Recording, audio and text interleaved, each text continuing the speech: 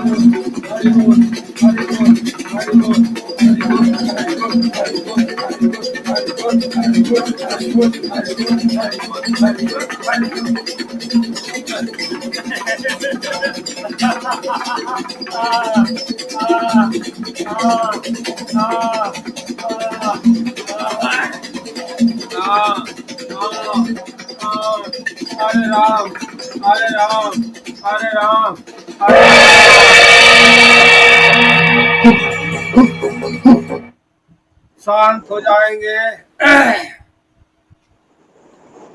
बैठ जाए, शांत बैठ जाए।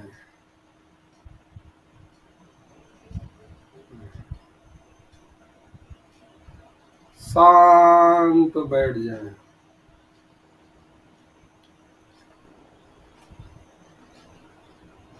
इतने परिश्रम से सुबह सुबह ऊर्जा जगाई है, ऊर्जा को अपना काम कर दे, काम करने दे, उसे कोई डिस्टरबेंस ना करे। अब बार बार ये हाथ हिलाना, आसल हिलाना, इधर उधर डोलना सब बंद कर दें। अरे जरा खाली होके बैठे, अब ऊर्जा को काम करने दे। आपने तो अपना काम पूरा कर दिया।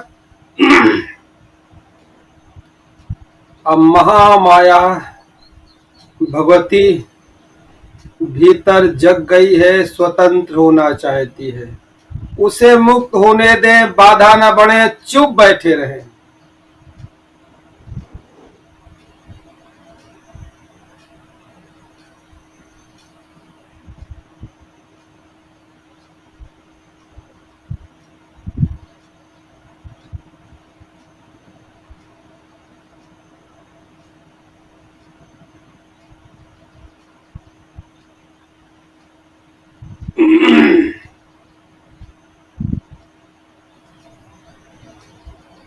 बड़ी परिश्रम से दुर्गा जगाई है,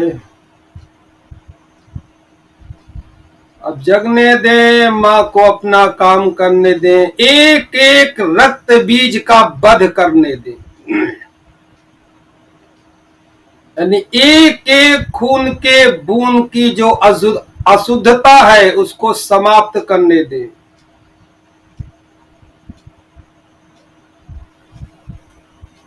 अभी तो मौका है, महामाई युद्ध के लिए बिल्कुल तैयार है, भीतर के युद्ध के लिए। जितनी भी नकारात्मक शक्तियां हैं, मधु, कैटब, रक्त बीज जिनका है सबका वध कर देगी, तभी तो निर्द्वंद होगी।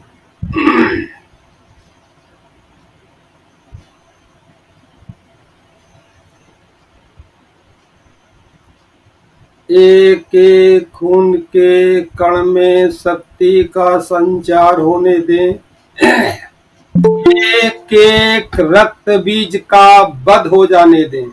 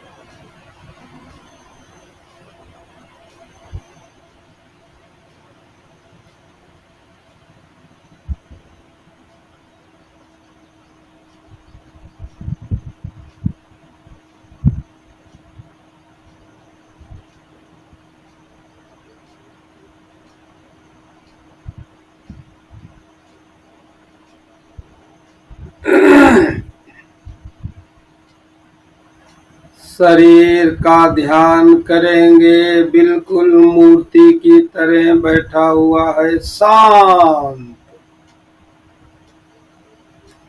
शरीर में भी मुख्य रूप से हमको काम करना है सुषुम्ना नाड़ी, जो पीछे रीढ़ की हड्डी के अंदर है। पहले रीढ़ की हड्डी है, इसके अंदर सुषुम्ना नाड़ी है, इसी को अतीन्द्रिय पथ कहते हैं। इसी पर हमको यात्रा करनी है, आराम से आती जाती श्वासों के साथ मन को लगा दे।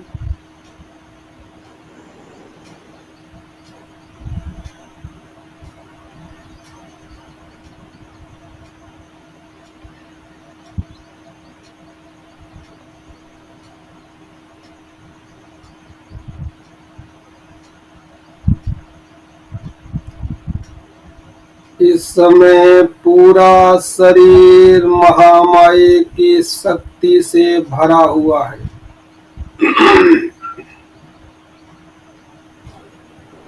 इसी शक्ति के द्वारा अंतर यात्रा पथ पर निकलेंगे।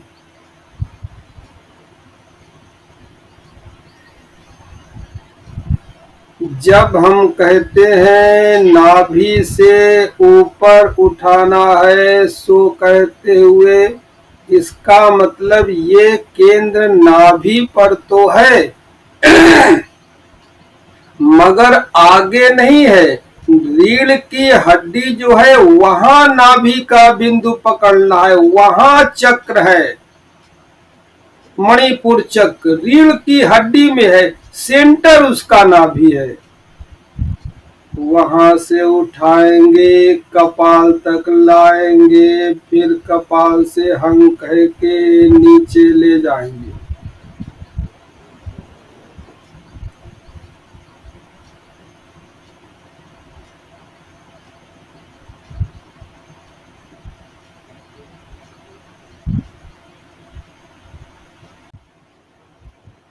अपने आप करेंगे।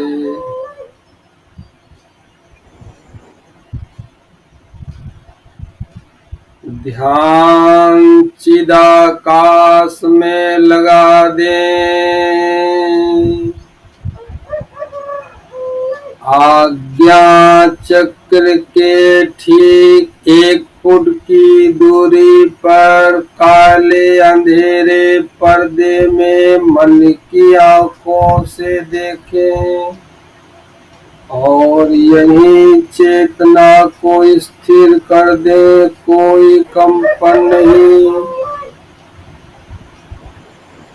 और सहज रूप से जो श्वास अंदर जा रही है, कल्पना करेंगे मणिपुर चक्र नाभि से ऊपर जा रही कपाल की ओर। सो की ध्वनि सुनते हुए उसमें नीचे आ रही हंग की ध्वनि सुनते हुए दोनों काम एक साथ करेंगे। श्वासों में अजपा का जप और चिदाकाश पर ध्यान। बिल्कुल शांत होकर के बैठेंगे। आपका समय होता है अब पूरा समय 30 मिनट। कुछ भी हो जाए हिले डुलेंगे नहीं।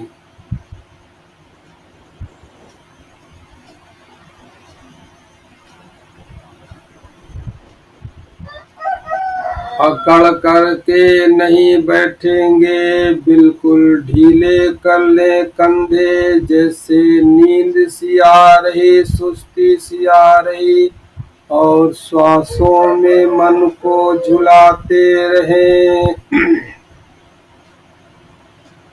ये रही ऊपर सो के साथ जाती श्वास, ये रही हम के साथ नीचे आती श्वास। सोहम के द्वारा रीढ़ की हड्डी में घर्षण पैदा करेंगे। जितना घर्षण होगा उतनी विद्युत जगेगी, करंट बनेगा और धीरे धीरे कुंडलनी के समस्त चक्र सक्रिय होने लगेंगे। चलिए रीढ़ की हड्डी में श्वासों के द्वारा सोहम की रगड़ करिए।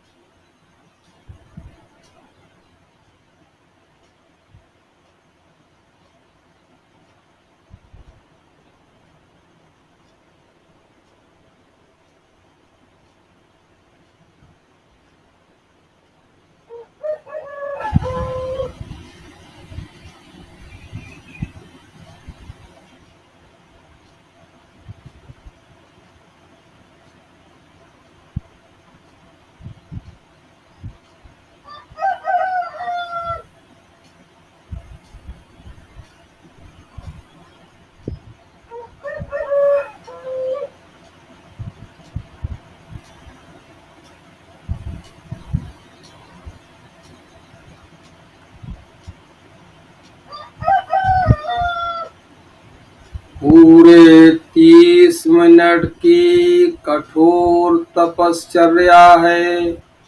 शक्ति जागरण के लिए, दुर्गा जागरण के लिए, महामाई के जागरण के लिए हमें कठोर तप से होकर के गुजरना पड़ेगा।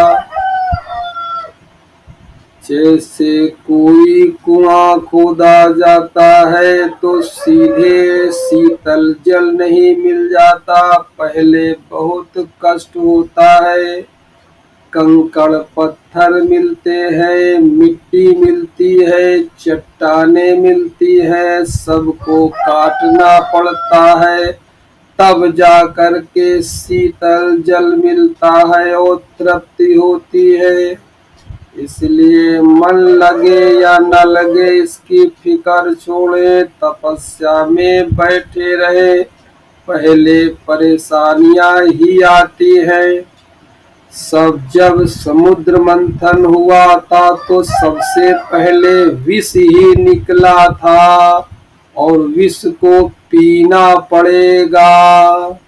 शिव हो करके विष को पीना पड़ेगा। यदि विष नहीं पिएंगे तो अमृत की प्राप्ति नहीं होगी। जो बेचैनी होती है, मन इधर उधर भगता है, मन नहीं लगता, शरीर में कष्ट होता है, सारा विष ही तो है। ये सब पीना पड़ेगा, सहन करना पड़ेगा, तब अमृत की प्राप्ति होगी। ये तपश्चर्या है, इसलिए संकल्प के साथ लगे रहें।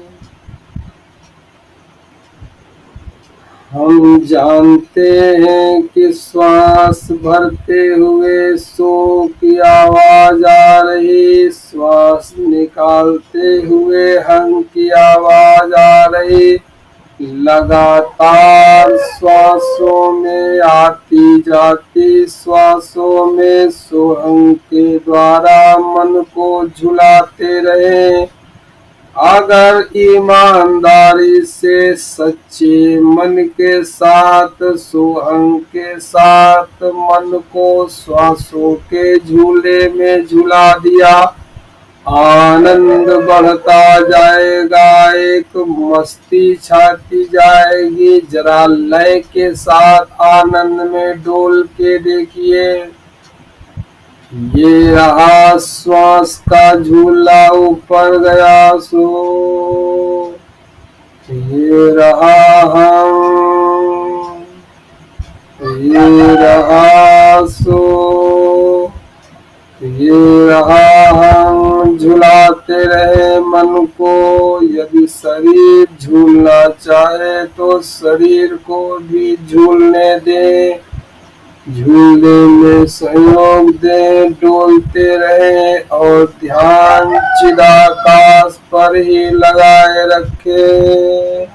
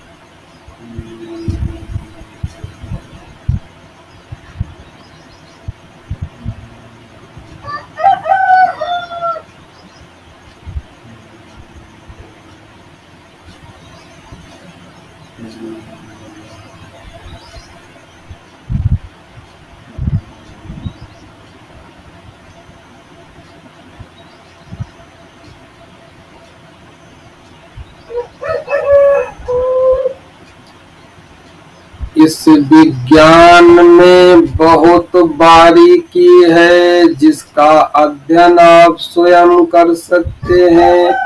यदि श्वास बिल्कुल नहीं समझ में आ रही है तो हल्की सी प्रयास के साथ ले सकते हैं। सो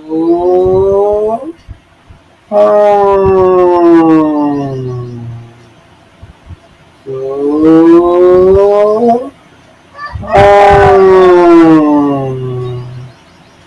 इस समय आप यज्ञ कर रहे हैं। सबसे सुप्रीम यज्ञ गीता में बताया है। भगवान कृष्ण कहते हैं गीता में, कुछ योगी लोग प्राणवायु का अपान वायु में हवन करते हैं। हवन करने के बाद जो शून्य शेष बचता है उसी में हमें समा जाना है। ये रही सो इसमें आहुति पड़ गई हम,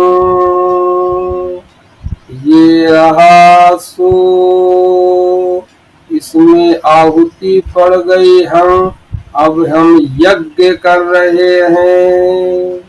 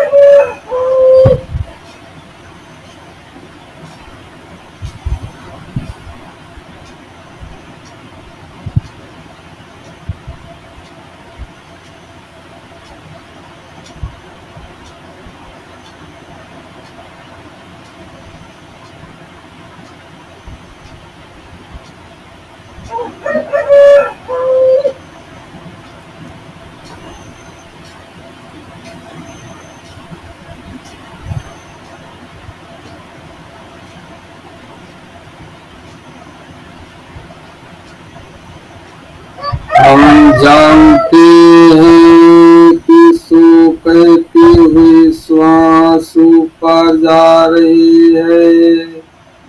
हम जानते हैं कि हम कहती हुई श्वास नीचे आ रही है। एक बात मैंने पूर्व में बताई थी, रीढ़ की हड्डी में श्वास आने जाने में कोई बाधा नहीं होनी चाहिए। यानी कमर का जो बंद है, जो पैंट की बटन है, ये ढीली करके बैठेंगे। इसको ध्यान कर लेंगे। भविष्य में जब भी बैठेंगे, कमर में जो धागा बंधा होता है, इसको बिल्कुल लूज कर लेंगे। बिल्कुल तनाव नहीं होना चाहिए। माना कि सारा खेल सूक्ष्म शरीर का है, मगर अगर स्थूल शरीर में कोई दबाव होगा, बंधन होगा, तो ये सूक्ष्म में भी रुकावट का कार्य करेगी। इसीलिए साधु संत लोग ढीला ढाला चोंगा कुर्ता पहनते हैं। उनका यही एक कारण है कि कमर में कोई बंधन न हो। बिल्कुल रीढ़ की हड्डी के मध्य में कोई बंधन नहीं है। हमें मुक्ति के मार्ग पे चलना है। जैसे बच्चा पैदा होता है तो कमर में कुछ बांध करके नहीं पैदा होता है। अगर कुछ बंधा होता है तो बस महामाई कुंडली स्वरूपा शक्ति बंधी होती है। जो कभी आपने छोटे से गणेश जी के कमर पे बंधा हुआ देखा होगा। छोटे से गणेश जी होते हैं तो उनके कमर में सांप लिपटा हुआ है। यही हमारी कुंडली शक्ति, यही बंधी है, इसी को मुक्त करना है। इसलिए कमर की बटन जब भी ध्यान में बैठे, आराम से रिलैक्स हो जाए। ढीले कपड़े, कोई टाइट कपड़े न हो, कमर का बंद खुला हो, जिससे कहीं कोई गांठ न हो। सारी गांठें खोलनी है। शरीर की गांठ, फिर मन की गांठ हम लोग कीर्तन करके, हंस के, गा के मन की गांठ भी विसर्जित कर देते हैं। फिर यात्रा शुरू होती है अंतः पथ पर।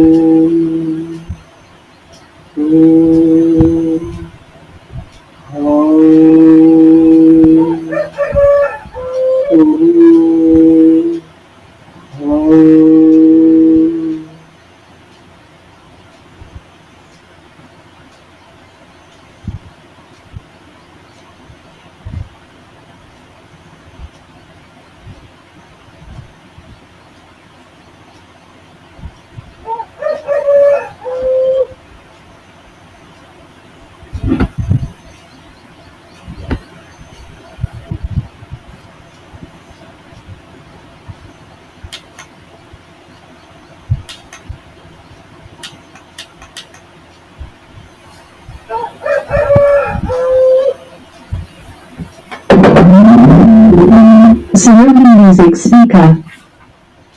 Play by USB drive.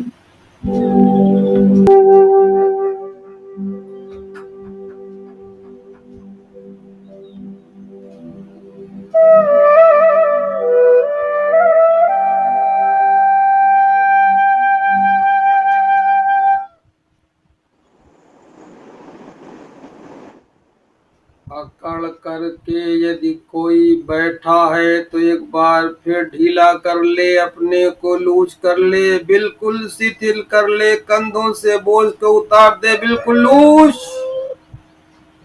और लग जाएं अपनी अंतर यात्रा पर।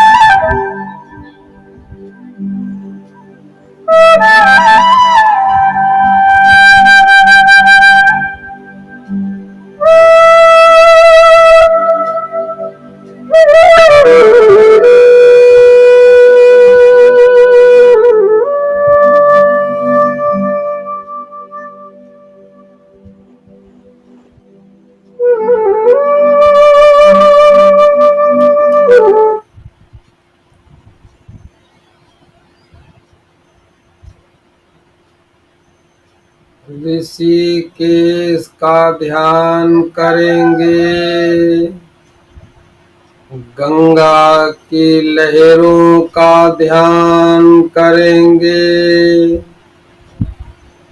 ऋषिकेश में गंगा के किनारे पत्थरों की चट्टानों पे अपने को बैठाल दें।